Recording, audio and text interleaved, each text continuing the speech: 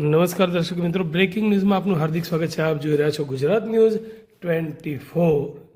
ભવ્ય કાફલાથી લોક કુતૂહલ સર્જાયું. જ્યાં ડભોઈમાં સામાન્ય રીતે જે નજારો કચ્છ ભુજના સફેદ રણમાં જોવા મળતો હશે તેવો જ અદ્ભુત નજારો વડોદરા જિલ્લાના ડભોઈ પાસે આવેલી તલસાણા ચોકડી પર જોવા મળ્યો હતો. મોટી સંખ્યામાં ઊંટોના કાફલાને પસાર થતો જોઈ સ્થાનિક લોકોમાં ભારે આશ્ચર્ય અને કુતૂહલ સર્જાયું હતું. ધોરીમાર્ગ પર ઉભેલા લોકો આ દ્રશ્ય નિહાળવા માટે ટોળે વળ્યા હતા. ઘાસચારા અને પાણીની શોધમાં કચ્છી માલધારીઓનું સ્થળાંતર.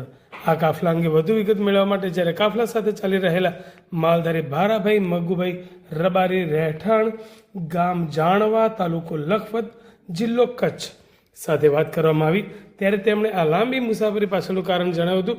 તેમણે કહ્યું કે કચ્છ ભુજ વિસ્તારમાં હાલના સમયે પાણી અને ઘાસચારાની અછત વર્તાય છે.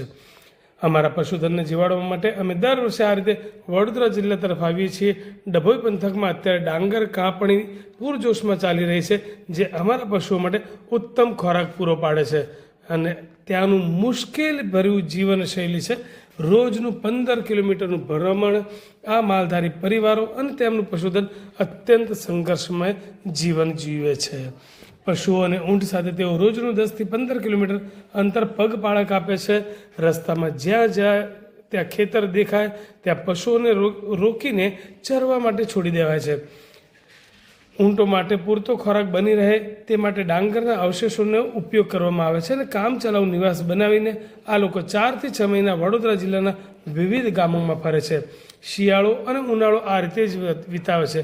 ખુલ્લું આકાશ અને ખેતર, ચાલતા ચાલતા જ્યાં રાત પડે ત્યાં જ ખેતરમાં પશુઓ સાથે મુકામ કરે છે અને સવાર પડતા ફરી નવા ગામની શોધમાં નીકળી પડે છે. સ્થાનિકોમાં આકર્ષણ. શહેરી અને ગ્રામ્ય વિસ્તારોમાં એક સાથે આટલી મોટી સંખ્યામાં ઊંટો જોવા મળતા તલસાણા ચોકડી પાસે લોકો પોતાના મોબાઈલમાં આ દ્રશ્યો કેદ કરતા જોવા મળ્યા હતા. રણના વહાણ ગણાતા ઊંટોને ડભોઈની ધરતી પર જોઈને સૌ મંત્રમુગ્ધ થઈ ગયા હતા.